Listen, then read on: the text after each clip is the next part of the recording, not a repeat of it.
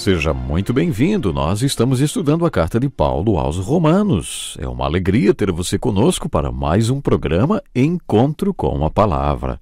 Acomode-se e vamos em frente com o nosso estudo. Terminamos o último programa falando dos pecados descritos no capítulo 1 de Romanos. Sem qualquer contrição da parte de Deus, o homem ficou livre para praticar todos aqueles pecados. Você precisa dessa perspectiva para entender o que Paulo estava dizendo. Ao ler a carta aos Romanos, devemos fazer a seguinte pergunta: por que Deus deixou esta palavra registrada na Bíblia? Acredito que existam algumas respostas, e a primeira delas é: Deus quer que entendamos como são as coisas, e por isso explicou como elas foram, e Ele mostra como as coisas devem ser. Esta é uma das razões. Outra razão por que Deus fala sobre este assunto é que, antes de apresentar a solução, Ele quer que entendamos o problema. É por isso que estou apresentando este estudo nesta ordem também. O livro de Romanos tem tudo a ver com o Evangelho.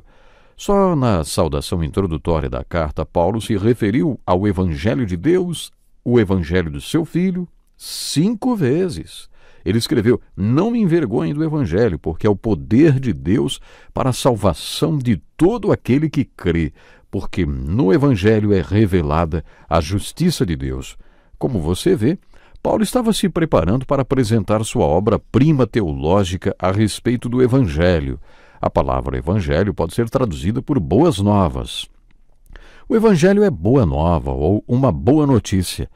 Mas antes de apresentar as boas novas de uma maneira tão clara e completa, Paulo apresentou as más notícias. Ele apresentou o problema e mostrou o que é salvação e por que precisamos de salvação.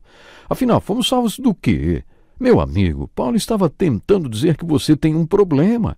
Você pode até discordar, mas é isso que Paulo está dizendo nesta carta. Você tem um problema. Esta é a má notícia. Mas eu tenho uma boa notícia para você, uma boa nova. Com esta perspectiva, vamos enfocar a última parte deste capítulo. Poderíamos dizer que estas são as acusações de Deus contra a família humana. É por isso que a ira de Deus caiu sobre a família humana. É sobre isso que ele se referiu a toda impiedade e injustiça dos homens. Os homens são culpados de quebrar os 4 primeiros mandamentos e são culpados de quebrar os 6 mandamentos da segunda tábua. Depois aparece outra acusação. Eles suprimiram a verdade pela injustiça. Eles trocaram a verdade pela injustiça. Em outra tradução da Bíblia aparece: detém a verdade pela injustiça. Esta é uma das acusações de Deus contra o homem. Deliberadamente, os homens retêm a verdade por causa do estilo de vida pervertido que levam. Eles simplesmente ignoram a verdade. Sabe, é impressionante o número de pessoas que vai à igreja, senta no banco, fica olhando para a cara do pregador e não ouve o que Deus diz, e quando ouvem, ignoram. Intelectualmente desprezam e racionalizam o que ouvem. Eles realmente trocam a verdade pelo seu estilo de vida pervertido. A questão é: o que você faz com o que aprendeu ou com o que já sabe? Jesus falou sobre isto. Ele curou o cego, conforme está registrado no capítulo 9 de João, e depois pregou o seguinte: eu vim a este mundo para julgamento, a fim de que os cegos vejam e os que veem se tornem cegos. Jesus é a luz do mundo e o mundo inteiro sofre de uma cegueira que só foi revelada com a sua vinda. Uma vez houve uma explosão em uma mina e 3 mineiros ficaram presos nela. Depois de 3 dias e 3 noites, eles finalmente foram encontrados pelo grupo de resgate. Ao perceber que tinha sido encontrado, um dos mineiros perguntou: escuta, por que vocês vieram no escuro? Os bombeiros estavam usando aqueles capacetes equipados com lanternas e a luz estava bem no rosto do mineiro. O fato é que, com a explosão, aquele homem tinha ficado cego. Mas durante os 3 dias e 3 noites em que ficou preso naquela caverna escura, não tinha se dado conta disto. Só percebeu o que tinha acontecido quando o resgate trouxe luz. Foi sobre isto que Jesus falou no capítulo 9 de João. Ele, que é a luz do mundo, revelou a cegueira daqueles que o rejeitaram, mas deu luz para aqueles que queriam ver. Os fariseus não eram bobos e questionaram: acaso nós também somos cegos? A resposta de Jesus foi esplêndida. Ele disse: se vocês fossem cegos, não seriam culpados de pecado. Mas agora que dizem que podem ver, a culpa de vocês permanece. Portanto, se não há luz, não há pecado. O que é pecado, então? É a rejeição da luz. é suprimir a verdade, é não querer obedecer à verdade nem alinhar sua vida de acordo com ela. Esta é a definição de pecado e uma das acusações de Deus contra o homem. Ouça agora os versículos 19 a 21 do capítulo 1 de Romanos, que diz assim: O que de Deus se pode conhecer é manifesto entre eles, porque Deus lhes manifestou. Pois desde a criação do mundo os atributos invisíveis de Deus, seu eterno poder e sua natureza divina, têm sido vistos claramente, sendo compreendidos por meio das coisas criadas, de forma que tais homens são indesculpáveis, porque, tendo conhecido a Deus, não o glorificaram como Deus, nem lhe renderam graças.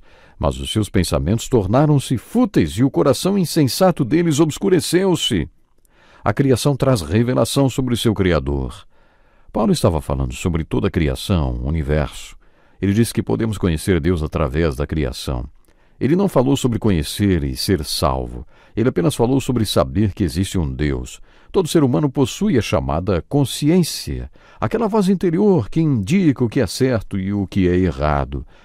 E como o homem é irremediavelmente religioso, suas ideias do que é certo e errado se tornam grotescas e ele jamais consegue viver o que acredita ser certo. Jamais. Por isso Paulo diz que há duas maneiras pelas quais podemos conhecer Deus. Paulo falou de maneira implícita que se o homem viver pela luz, Deus lhe dará mais luz. Quer dizer, sem depender da criação, a sua consciência revelaria Deus. Mas quando conhecem Deus, os homens fazem duas coisas erradas. Tendo conhecido a Deus, não o glorificaram como Deus, nem lhe renderam graças, mas os seus pensamentos tornaram-se fúteis e o coração insensato deles obscureceu-se. Dizendo-se sábios, tornaram-se loucos. Muitas pessoas hoje sobem nos púlpitos das igrejas sem acreditar que a Bíblia é a palavra de Deus. Eu já conheci professores de religião e ministros ateus. O que uma pessoa que não crê em Deus nem que a Bíblia é a palavra de Deus tem para dizer em uma igreja todo domingo? Alguma coisa ele tem que dizer. Acho que essas pessoas se empolgam intelectualmente e se declaram sábios. Mas ao subirem no púlpito e se professarem sábios e falarem dos seus pensamentos, eles tornam-se loucos. Acho que só mesmo um louco subiria em um púlpito todo domingo sem acreditar em Deus. É impressionante o que as pessoas fazem. Paulo se referiu a esse tipo de pessoa no plural, loucos. E uma das coisas que os loucos fazem é a idolatria. Trocaram a glória de Deus, do Deus imortal, por imagens feitas segundo a semelhança do homem mortal, bem como de pássaros, quadrúpedes e répteis. Deus é espírito. Ele não quer ser representado por algo tangível. Esse é o segundo mandamento que eles transgrediram e por isso Paulo os chamou de loucos. No versículo 24, Deus os entregou às impurezas sexuais. Paulo não quis dizer que Deus tivesse desistido deles, mas que Deus os entregou aquilo que eles queriam. Isso é uma coisa a respeito de Deus que eu não entendo, sabe? Eu não teria feito desse jeito, mas Deus não me consultou quando escolheu fazer dessa forma. É assim que Deus trabalha. Ele cria o homem, uma criatura com capacidade para fazer escolhas, e diz: toma, faça do seu jeito. Você viverá as consequências das suas escolhas. A vida é sua. Eu não vou violar a sua liberdade de escolha. Quando os homens rejeitam Deus e o seu modelo, Deus os entrega aquilo que eles querem. É assim que Deus faz. Quando o povo de Deus estava andando no deserto e Deus os alimentava de maneira sobrenatural com o maná e a água que saía da rocha, eles quiseram carne. Deus não queria que eles comessem carne. Hoje, com o conhecimento sobre nutrição que temos, dá até para entender, não é? Por que Deus falou carne, não. Mas eles queriam carne e continuaram reclamando até que Deus disse: está bem, vocês querem carne? Então terão carne até se entupirem com ela. Este episódio é uma metáfora para nós e mostra como Deus lida conosco. Você quer? Então toma.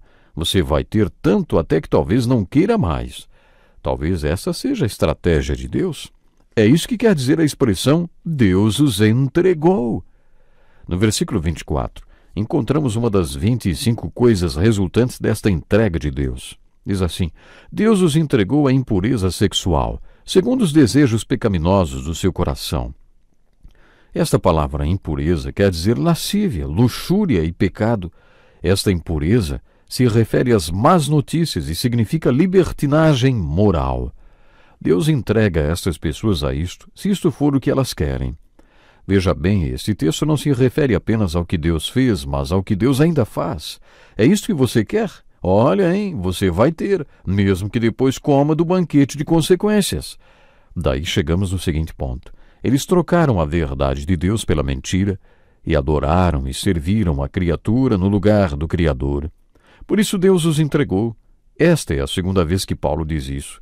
Desta vez ele disse, Deus os entregou às paixões vergonhosas. Aquelas paixões de antes agora levaram ao lesbianismo e ao homossexualismo. Observe o que Paulo disse a este respeito. Suas mulheres trocaram suas relações sexuais por outras, contrárias à natureza. Da mesma forma, os homens também abandonaram as relações sexuais com as mulheres e se inflamaram de paixão uns pelos outros. Começaram a cometer atos indecentes, homens com homens, e receberam em si o castigo merecido pela sua perversão. Para mim é muito difícil compreender isto. Creio que em todas as culturas a questão do lesbianismo e do homossexualismo tenha de ser encarada. Isso não é novidade. Os historiadores dizem que 14 dos 15 primeiros imperadores romanos eram homossexuais. Os historiadores não dizem nada que Paulo não tenha dito no primeiro capítulo da sua carta aos Romanos. Paulo não era nenhum tipo de puritano neurótico nessa questão de sexo. Lendo sobre a história de Roma e o que Paulo escreveu nesta carta, percebemos que o contexto é o mesmo. Era isto o que estava acontecendo naquele tempo, naquela sociedade. O que Paulo deixa bem claro é que o lesbianismo e o homossexualismo não são práticas naturais, são contra a natureza. O que ele quer dizer com isto? É o que veremos no próximo programa. Continue acompanhando conosco o estudo da carta de Paulo aos Romanos. Deus tem muito para enriquecer sua vida com o estudo da sua palavra. E eu tenho certeza, Deus chamou você também para viver uma vida real, uma vida digna de ser vivida, com a presença de Jesus em cada momento. Até o próximo programa, Deus lhe abençoe grandemente. Este é um estudo escrito pelo Dr. Dick Woodward, na voz do pastor Edson Bruno. Até o nosso próximo encontro com a palavra.